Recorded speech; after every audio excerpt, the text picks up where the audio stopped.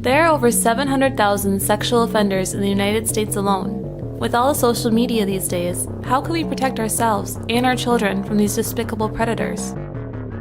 Welcome to the Voice of the Victim podcast, where we discuss criminal cases that involve some factor of abuse. Our goal is to spread awareness of abuse that could be taking place around any of us and encourage everyone to take responsibility and report if they see a child or an adult being abused. It was Sunday, April 23rd, 2006. Around 1 p.m., a 6-year-old boy from the neighborhood of Medicine Hat, Alberta, Canada, was walking over to his friend, 8-year-old Jacob's house to see if he wanted to play. He knocked at the door eagerly, anticipating the day of fun ahead of him. He waited for a while, but nobody answered. He tried again, but still nobody answered. He began walking around the house and looking into the windows, trying to see if anyone was home. As he looked into the basement of the home, he saw what looked like 2 adult people laying on the floor, but it was hard to make it out. They seemed like they could be hurt, so the young boy ran home to his mother and told her what he saw. She went over to Jacob's house to take a look and saw 2 people laying on the floor. At 1:34 p.m., she called the police. They arrived quickly and made their way into the house. They found a shocking and horrible scene.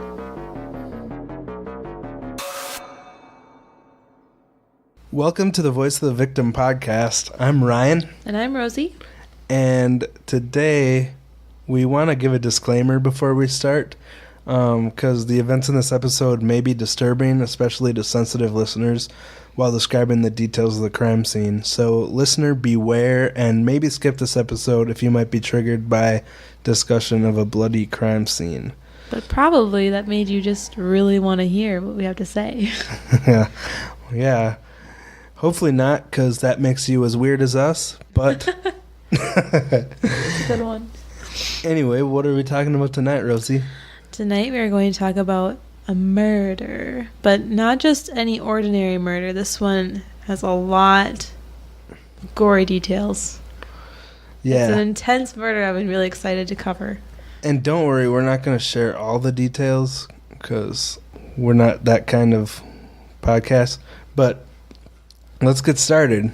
At 1:34 p.m. on April 23, 2006, a call came into the police saying that there was someone laying on the floor of the Richardson home, seeming to need medical attention, but that no one was answering the door.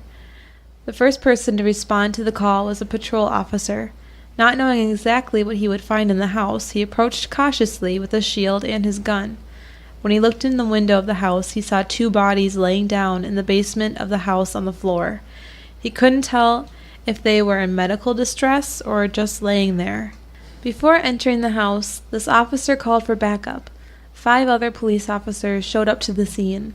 One of them secured the back door while the rest discussed how they would enter the locked house.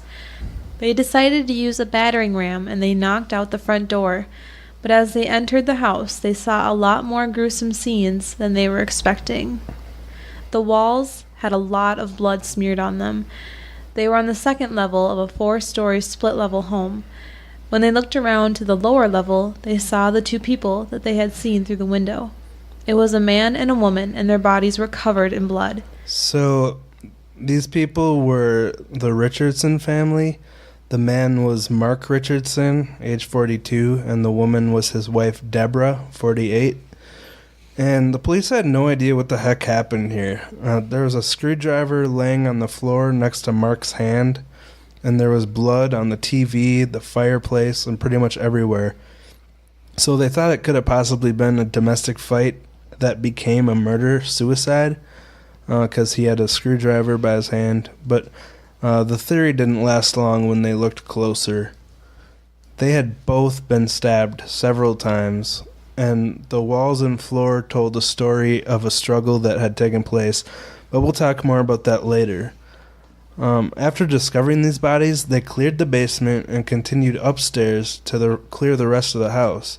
And as they moved through the house, they saw pictures on the walls of the family. They saw the parents, a young girl, and a younger boy. At that point, their hearts sank, knowing that they were looking for 2 young, recently orphaned children. They continued upstairs and entered the first bedroom on the left. There they saw another horrific scene. As they entered the room, there was blood splattered on the walls, the door, and on toys laying around the room. The young boy from the pictures was laying on the bed, soaked in blood. His throat had been cut. His name was Jacob, and he was only 8 years old. Now, this was really traumatic for the officers that discovered this. They were in a quiet little town in Canada and not accustomed to seeing this kind of carnage, so it was terrifying for them. After they cleared that bedroom, they prepared themselves to also find the girl from the pictures in the same condition. They searched the rest of the house thoroughly, but they weren't able to find the girl. They thought maybe she had been out at a friend's house. Right away, they called their school resource officers to see if they knew the Richardson family, and to see if they knew of any friends that she had in the area. They couldn't find anyone. This is when they realized they might be dealing with a kidnapping. And now we want to pause to share another podcast with you that we think you might enjoy if you like our show.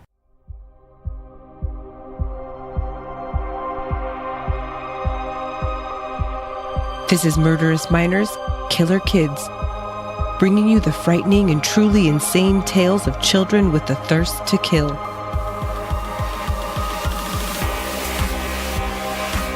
Kindergarten through 12th grade murderers. True stories thoroughly researched.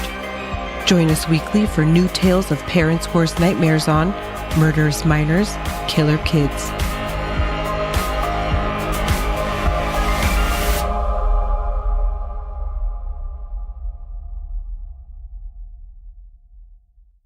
What podcast brings you true stories of exceptionally smart and insanely dumb crimes every week? Dumb and Busted, obviously. But Hannah, where is your one-stop shop if you want to hear about a killer nurse, a pervy arsonist, or a group of hella old dudes breaking into a vault? Dumb and Busted. Allison, come on, seriously? We host the show together. Okay, last question. Where can I go if I need to hear the number one song of 1999, I Want It That Way? What? The Backstreet Boys album Millennium? How did we even get on this tangent? Oh, okay. Sorry for being the only one who's ever fallen victim to their tight harmonies and timeless songs. Anyway, please listen and subscribe to Dumb and Busted on iTunes, SoundCloud, Stitcher, Google Play, or anywhere you get your podcasts. Crime you later!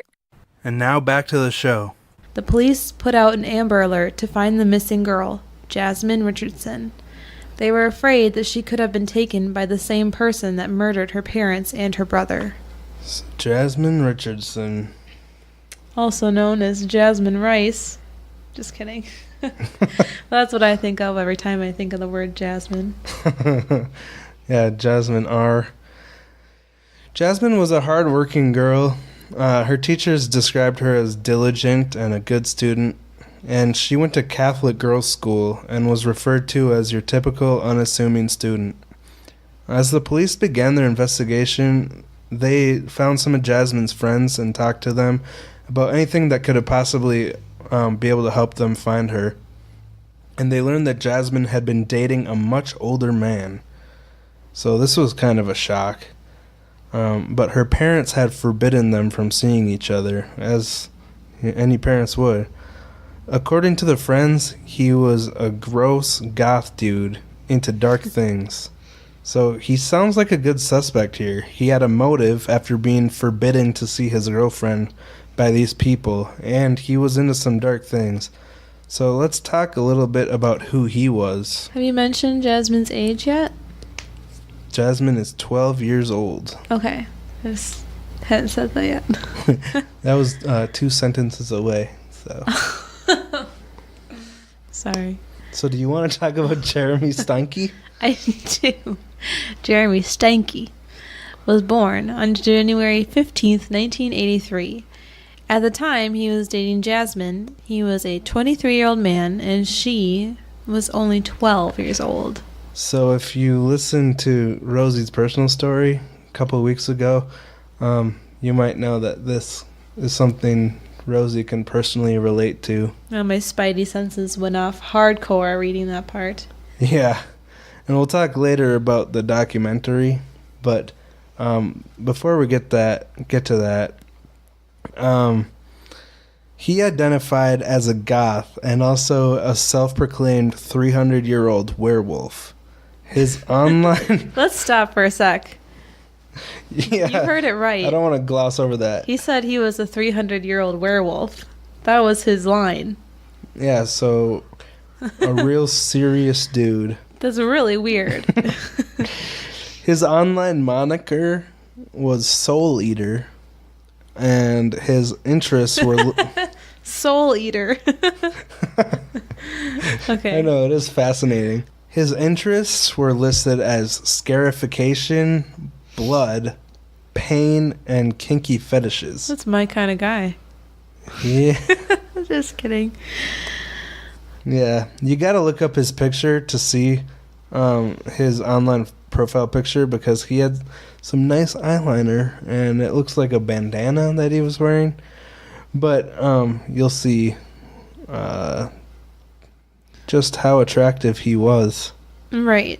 He would tell people that he liked the taste of blood, and he would wear a vial of blood around his neck to prove it. Yeah. I want to talk about Jeremy's past because I think it's pertinent to our show. We often talk about the role of abuse in creating monsters, and Jeremy was clearly not your average guy. You can tell just by looking at his picture, which we'll post on our Instagram, so go look at that. He was a little more messed up than most people. So there are some things that came up about his past that could have factored into the way he turned out. Do you want to talk about that, Rosie? Sure. As Jeremy was growing up, his mother struggled with alcoholism. She also dated some questionable men, and Jeremy had to be around them a lot. According to his mother, there were 2 different men that she was married to that had beaten Jeremy, and then another one of her boyfriends who had verbally abused him. When we hear verbal abuse, it's easy to say that it's not as bad as physical or sexual abuse, but really words can be more damaging than physical things. Manipulation and degrading words can cut deep into a child's self-esteem, especially when they're coming from a father figure. Yeah, and Jeremy didn't have a permanent father figure. These were men that his mother cycled through. 2 of them she was married to, and one of them was a boyfriend. So that's 3 different father figures that Wow. Jeremy had that abused him. But his mother said Jeremy's dad started using the belt on him around 2, which, I mean, that's a little early, but my parents used the belt on me. But he would sometimes pick Jeremy up by the ears and carry him or drag him to his room, she said. So that's not normal. Picking a kid up by the ears, that can cause serious damage. Yeah. So... Well, abuse as a child can nurture feelings of hate and anger against the world, especially if the person develops PTSD. But we'll talk about that more in our next week's episode. At 13, Jeremy was diagnosed with depression and hyperactivity, a strange and difficult combination. He would self-harm to ease the mental pain, and he actually had attempted to hang himself. Often he would tell his mom that he wished he was dead, and he dropped out of school in 10th grade. So that's what we know about Jeremy's past, and I think it's important to keep it in mind as we discuss the rest of this case. But based on his interests, he seems like a dude that could kill. I mean, if anyone's gonna kill, wouldn't it be someone like this? The way the documentary paints him out to be, he really looks like he could kill. Yeah, we'll rant about the documentary at the end of this I really want part to 1. say. Okay. But upon further investigation, the police found a blog that belonged to Jeremy, and on April 3rd, 2006, Jeremy had written a post that was full of red flags. It said, "Payment. My lover's rent are totally unfair." Rents, meaning parents, I assume. We all used to call our parents rents. I know. For a second, though, I was envisioning rent. I know. Okay. They say that they really care.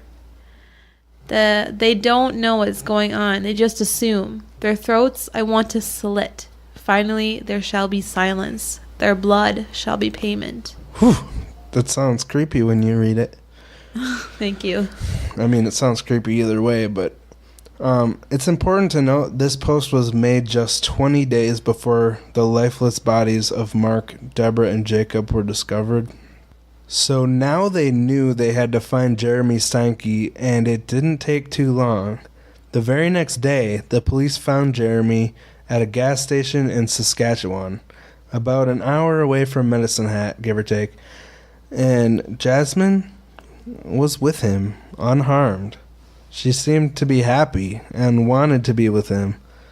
So how could a 12-year-old girl willingly run away with a man who has killed her parents? Well, there was a lot more to this 12-year-old girl than we revealed so far. Yeah. So the police, upon their investigation, found some chats between Jeremy and Jasmine that helped them move things along. Yeah, apparently Jeremy and Jasmine were both pissed off after her parents had forbidden their love. Yeah, and most of us can relate to the feelings of forbidden love.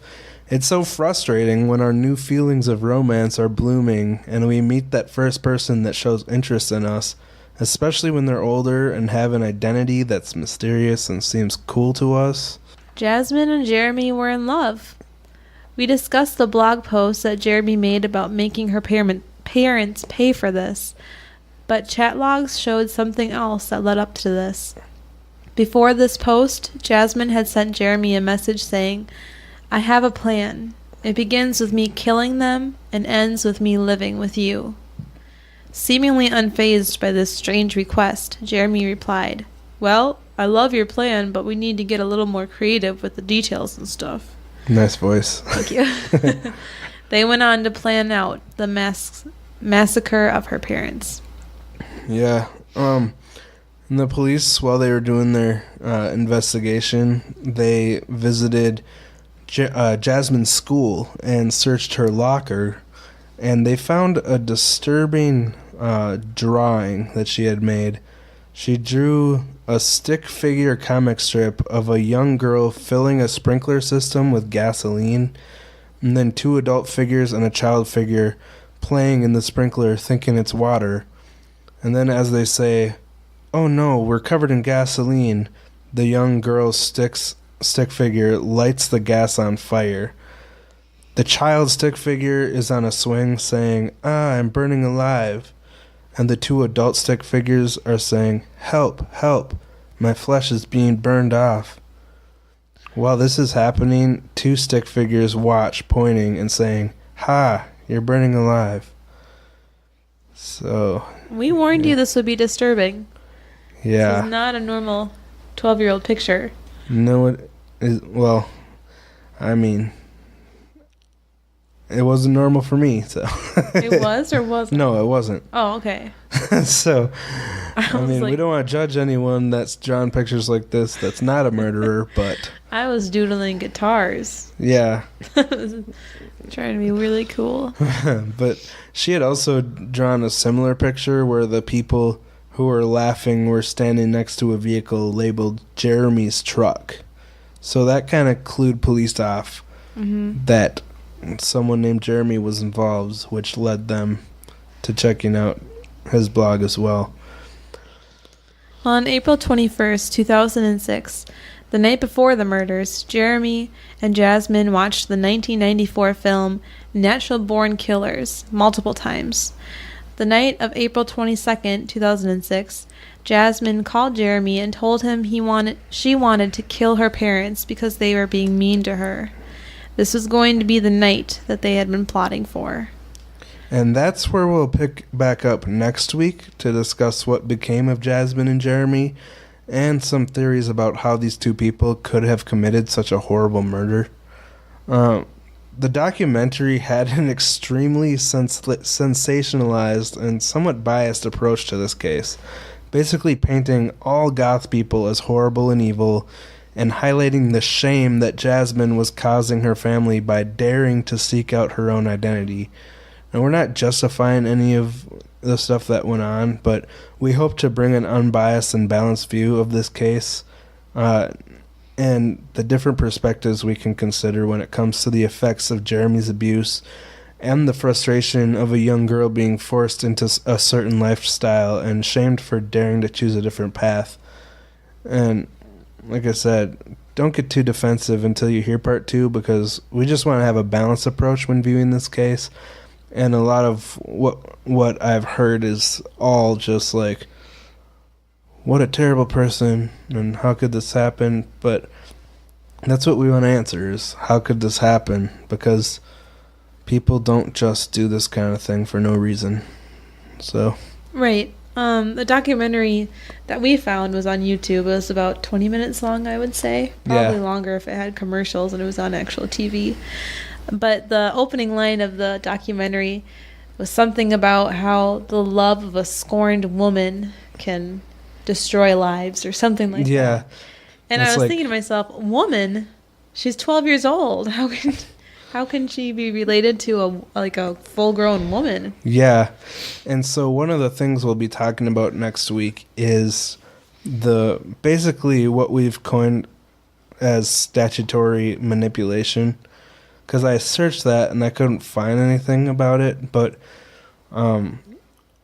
it's a real thing because Rosie's experienced it. And what do you want to say about that as a preview? Well, I did think it was so unfair that she wasn't looked at as a child. The child that she was only being blamed for, the terrible crimes that she really did cause. And I'm not trying to be soft on her in any way, but she really wasn't looked upon in the right light. They were just forcing this terrible monster figure on her. So I'd like to talk more about how she's partially a victim in the way that she was caught up in this older man who was almost twice her age, this love affair that she found herself in. And the documentary, it even said that she enjoyed having control of this older man, which I was like wigging out because I'm like, how does a 12-year-old gain control of an adult? That just doesn't add up to me. Because she was literally a victim of statutory rape, and they're framing her as like the puppet master of this 23-year-old. Right. They made the 23-year-old look like a dumb robot that would just do whatever she wanted to do. Yeah, and they made him just look like a bloodthirsty maniac that all he wanted to do was kill people, which I also don't think is 100% true because, like we'll talk about next week, PTSD from abuse could have played a role in the dumb decisions he made for someone that he was in love with. Mm-hmm. So that's kind of a preview for what we're going to talk about next week. There definitely was something that happened because she was, for a long time, just a normal girl.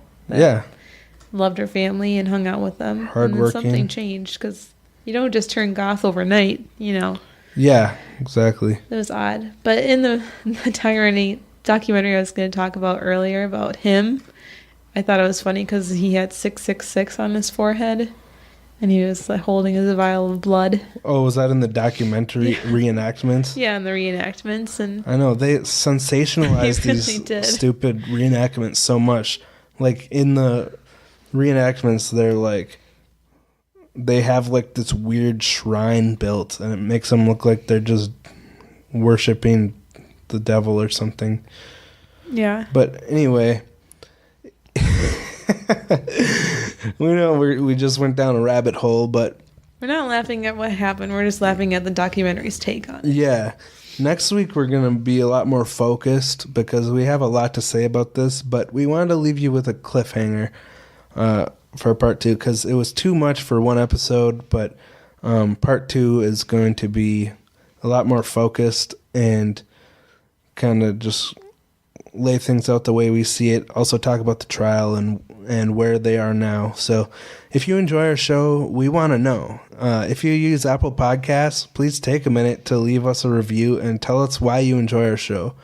And if you don't, we'd appreciate a tweet on Twitter at VOVPod or a DM on Instagram at VOVPodcast just to know why you enjoy our show and if there's anything that you think we could do better. And of course, you can email us at vovpodcast@gmail.com, and we encourage anyone who wants to share their story to email us there. Also, find our Facebook page under Voice of the Victim and join our group, Voice of the Victim Support System, to have a safe place to talk about anything and just share the love. Want to take a couple minutes to talk about our Patreon page and the different levels that we have going on? Yeah, so Patreon, if you don't know, is a way that you can directly support creators of content that you love. If you'd like to support us, we have different tiers of support, and we actually we're part of this awesome thing, 2018 Podcards, which is the first year ever of Podcards. 40 podcasts got together and created a deck of trading cards. Yeah, they're really cool. Yeah, it's something that's never been done before. How much is in each deck again? 40 cards. 40 cards. One for each podcast. Right, okay. So, and on our different levels on Patreon, we got $1 where you can get 2 of those pod cards. We got $2 where you get 4 of the pod cards. $5, you get 10 of the pod cards. And at the $10 level, you get 20. And the $20 level, you get 40. So But you get more stuff than just cards when you sign up for Patreon. Yeah. So you basically get 1 card per 50 cents you give us per month, and you can tell us your preference for which pod cards you want, and we'll definitely take that into account. But we're also offering Stuff. Yeah. Glorious stuff. For the first 2 levels of support, $1, you get ad-free access and early access to every episode as soon as it's recorded and available. And then for the $2 level, you get ad-free access to every episode and access to our premium episodes, hopefully released monthly, which we don't have one up yet, but we're going to release one soon on a pretty popular case that we have an interesting take on. And then for $5, you get all that stuff plus a Voice of the Victim sticker and a Voice of the Victim postcard with a note from yours truly. Yeah, we'll write you a personalized thank you card because we would really appreciate your support. For $10 a month, you're going to be one of our armchair investigators. And in addition to getting all the previous rewards and half a deck of our podcast cards, you will get a Voice of the Victim fridge magnet, a Voice of the Victim sticker, and that lovely postcard with a note from us. Yeah, and if I forgot to mention, but the $5 level we've called Watchdogs. So each one of our levels has a name. Yeah, there's supporters is the $1 level. Premium is the $2 level because you get the premium episodes. Then starting at the $5 level, you get a really nice name, Watchdog, and $10 is Armchair Investigator, and then $20, so original, Crime Fighters. This one, you get the full deck of cards, you get the access to the episodes. You also get a Voice of the Victim coffee mug, which we love ours. You get the magnet, the sticker, and a postcard. Yeah, these coffee mugs are awesome. They're the size of a normal coffee mug, but they have our logo on them. And we got our local crime fighters going by right now. And you know what they're saying? They're saying, go support Voice of the Victim podcast. Yeah. No, I don't know where that came from. Anyway, we thank you so much for listening to our episode this week. And next week's episode is going to be even better. This one is just kind of a preface for what's coming next week. So we hope you enjoyed this so far, and we'll talk to you next week.